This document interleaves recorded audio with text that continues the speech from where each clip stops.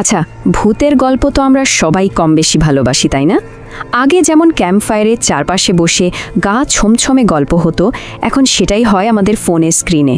সময় বদলেছে, কিন্তু কাউকে ভয় দেখানোর যে মূল ফর্মুলাটা, সেটা কিন্তু আজও একই রকম শক্তিশালী। চলুন আজ আমরা এই ফর্মুলাটাকেই একটু কাটাছেঁড়া করে দেখি। এই যে লাইনটা, এটাই কিন্তু ইউটিউবে যে হাজার হাজার ভাইরাল হিন্দি হরর স্টোরি আমরা দেখি, সেগুলোর আসল রহস্যটা বলে দেয়। আসলে কি বলেন তো, এটা একটা দারুণ শক্তিশালী আর বারবার ব্যবহার করা যায় এমন একটা ফর্মুলা, যেটা বানানোই হয়েছে শুধু ভয় দেখানোর জন্য। তো এই ফর্মুলার প্রথম ধাপ আর সবচেয়ে জরুরি ধাপও বলা যায়, সেটা হলো গল্পটা শুরু হবে খুব সাধারণ আটপোড়ে একটা ঘটনা দিয়ে, আমাদের রোজকার জীবনের মতো। এতে হয় কি, গল্পের চরিত্রটাকে খুব চেনা জানা আমাদেরই মতো একজন মনে হয়। আর ঠিক এই কারণে যখন ভয়ঙ্কর কিছু ঘটে, তখন ধাক্কাটা অনেক জোরে লাগে। একটা উদাহরণ দিই, ধরুন নিশার গল্প। মেয়েটা সারা দিন অফিসে খেটে খুঁটে ক্লান্ত, গভীর রাতে বাড়ি ফেরার জন্য একটা ক্যাব বুক করছে। মানে এমন একটা কাজ যা আমরা প্রায় সবাই করি, তাই না? সব কিছু একদম স্বাভাবিক। বা ধরুন ওই ট্রাক ড্রাইভার প্রকাশের কথা, একা একটা মানুষ রাতের অন্ধকারে একটা অচেনা নির্জন আঁকাবাঁকা রাস্তা দিয়ে ট্রাক চালিয়ে যাচ্ছে। ভাবুন তো একবার, ওই একাকিত্ব আর ভয় দুটোই যেন একদম পারফেক্ট সেটআপ। আরেকটা উদাহরণ হলো নীতি। নতুন বাড়ি কিনেছে, শখ করে সাজাচ্ছে, আর তার জন্য একটা অ্যান্টিক আয়না কিনে এনেছে। মানে একটা ঘরোয়া সুখের ছবি। কিন্তু কে জানতো এই সাধারণ মুহূর্তটাই একটু পরে কি ভয়ঙ্কর রূপ নিতে চলেছে। কিন্তু প্রশ্নটা হলো, এই যে এত সাধারণ রোজকার ঘটনা, এগুলো হঠাৎ করে এমন ভয়ঙ্কর হয়ে ওঠে কিভাবে?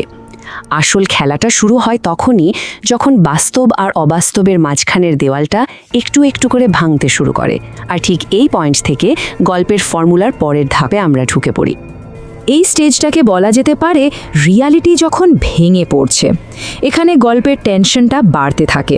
প্রথমে ছোটোখাটো কিছু গোলমাল, মানে অসঙ্গতি চোখে পড়ে, আর তারপর সেগুলোয় আস্তে আস্তে এমন এক ভয় হয়ে দাঁড়ায় যে গল্পের যে চরিত্র, সে নিজের চোখ, নিজের কানকেই বিশ্বাস করতে পারে না। তো চলুন দেখি এই ভয়টাকে কিভাবে একদম প্ল্যান করে ধাপে ধাপে তৈরি করা হয়। সাধারণত 3টে স্টেপ ফলো করা হয় এখানে। প্রথম স্টেপটা হলো একটা খুব ছোট সূক্ষ্ম অসঙ্গতি। কীরকম? যেমন ধরুন ওই যে ট্রাক ড্রাইভার প্রকাশ, সে যতই গাড়ি চালাক বারবার ঘুরে ফিরে সেই একই জায়গায় চলে আসছে। অথবা নিশা ক্যাবে বসে দেখছে যে একই বিলবোর্ডটা সে পরপর 2বার দেখল। এই যে ছোট ছোট খটকা, এখান থেকেই কিন্তু অস্বস্তিটা দানা বাঁধতে শুরু করে। এরপর আসে সেকেন্ড স্টেপ।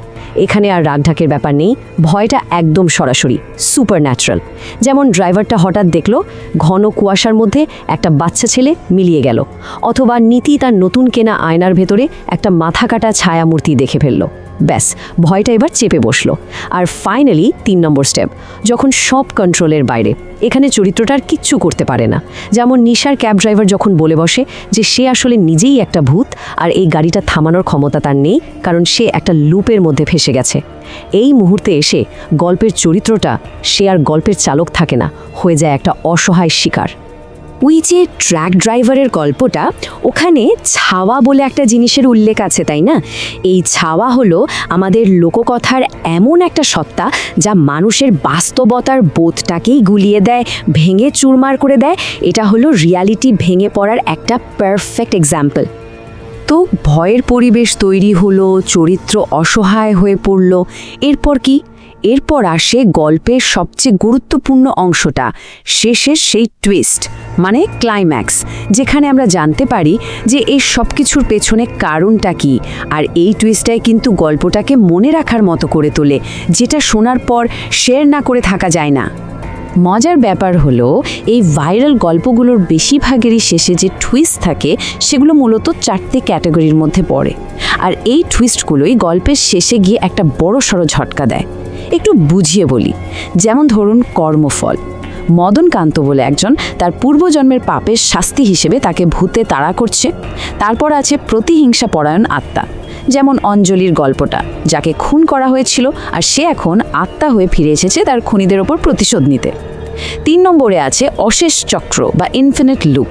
ওই যে ভুতুড়ে ক্যাব ড্রাইভার যে প্রতি রাতে নিজের অ্যাক্সিডেন্টের ঘটনাটা আবার গোড়া থেকে রিপিট করছে। আর সবথেকে চিলিং হলো লুকানো সত্য, যেমন নিশা শেষে গিয়ে বুঝতে পারলো যে সেও হয়তো ওই একই অ্যাক্সিডেন্টে মারা যাওয়া আর একটা ভূত। একটা গল্পের শেষে এই যে ওয়ার্নিংটা, এটা কিন্তু দারুণভাবে বুঝিয়ে দেয় যে এই টুইস্টগুলো কেন এত ইফেক্টিভ। এগুলো মনের মধ্যে এমন একটা ভয় ঢুকিয়ে দেয় যা অনেকক্ষণ থেকে যায়, আর আমাদের নিজেদের জীবনের সাধারণ ঘটনাগুলোর সাথেও কোথাও যেন একটা সংযোগ তৈরি করে ফেলে।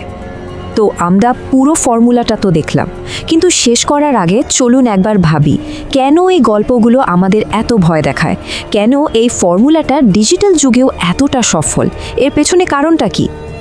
আসলে কি বলুন তো, এই গল্পগুলো আমাদের মনের খুব গভীরে থাকা কিছু আদিম ভয়কে ছুঁয়ে যায়। যেমন কর্মফলের ভয়, এই ভয় যে আমাদের করা কোনো ভুলের শাস্তি একদিন পেতেই হবে, অথবা চেনা জায়গায় একা হয়ে পড়ার ভয়, কিংবা নিজের বাড়িতেও সুরক্ষিত না থাকার ভয়। এই ভয়গুলো তো নতুন নয়, এগুলো হাজার হাজার বছর ধরে মানুষের মনে আছে। এই ডিজিটাল গল্পগুলো শুধু সেই পুরনো ভয়গুলোকেই একটা নতুন প্যাকেজে আমাদের সামনে তুলে ধরে। তাহলে শেষ করার আগে এই প্রশ্নটা সবার জন্য থাকলো, যখন গভীর রাতে শেষ গাড়িটা ধরা হয় তখন সত্যি কে আমাদের বাড়ি নিয়ে যাচ্ছে? এই একটা প্রশ্নই যেন এই সমস্ত ভাইরাল ভৌতিক গল্পের আসল নির্যাস, আর আমাদের মনেও একটা ঠান্ডা স্রোত বইয়ে দেয়, তাই না? ভাবুন একবার,